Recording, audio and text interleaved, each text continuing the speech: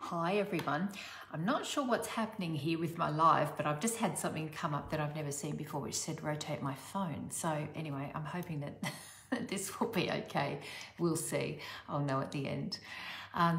Today I've been working on material for our Dialectical Behaviour Therapy Informed Group, or DBT Informed Group.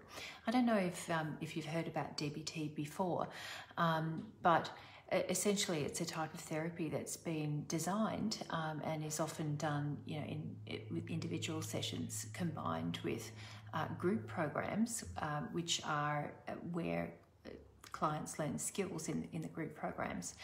And it's really designed to help people who may feel completely overwhelmed with emotions and find that they lose control and behave destructively.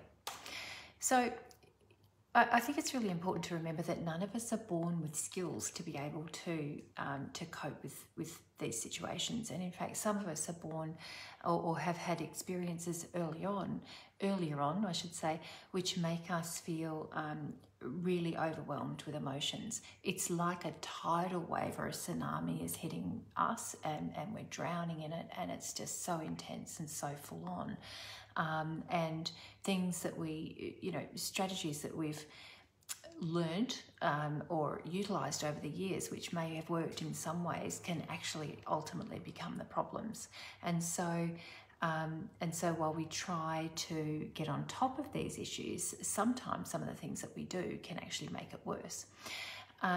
So this is where these kinds of groups come in, because at the end of the day, it's really important to remember that, if we're feeling like we're drowning, or the volume is being really turned up on a painful experience, and we try to get rid of it, we try to suppress it, we try to push it away, or we attack someone who's hurting us, then obviously things can blow up and get worse. And we know that the more we try to suppress something and push it down, it's like trying to hold a ball underwater, like a bouncy ball underwater. As soon as you let it go, it just flies back up.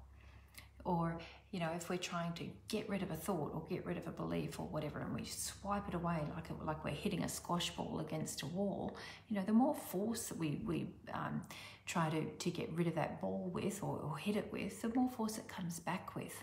So those strategies might seem like a good idea, but actually they can keep us really, really stuck. And as soon as we release the force of whatever it is that's suppressing it or pushing it away, everything just pops back up again. Right? So it's like a temporary fix. So it might give us some relief, but it's temporary relief.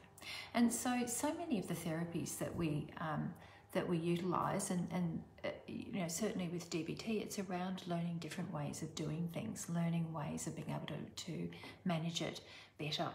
All right. So there are 4 key skill areas with DBT. And one of them is just distress tolerance. So it's really learning how to cope with upset feelings better, to cope with painful experiences, I should say, better, and to reduce the upset that's involved in those. There's a whole bunch of skills that come under that banner. And then what we do is we start to bolt on different components. And as I talk, you might see how some of them can actually weave in together. Because another key area that we work on is mindfulness. So that's about purposeful attention in the present moment. It's not about, constantly rehashing what has happened, or that conversation, or that fight, or worrying about the future, or judging ourselves, or judging others. It's about staying present, which is about keeping your mind present. So for me, right here, right now, I'm talking to you. I'm not thinking about planning for this, or I'm not worrying about how I'm doing. I'm just talking. Okay, so I'm being mindful and just being present in the moment. The other third category of skills, I suppose, is about emotional regulation. Now, this is around learning how to recognize and observe our feelings, and also to modulate the feelings, to be able to sort of come back to balance, I suppose.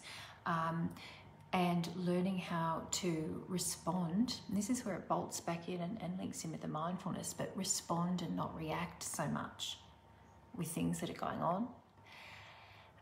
And this allows us to be less destructive towards ourselves or towards others. You know, if we're having a fight with someone, or we feel really ticked off by something that's happened at work, and that, you know, the way that we behave could become a little bit more destructive. Now, with some people, it's much more outward. With others, it's more internal.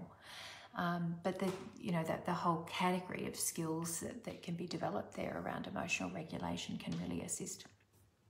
And the other main skill area is interpersonal effectiveness, and that's around relational dynamics, really, I suppose, in getting on with other people, but also using skills to do with communication and assertiveness.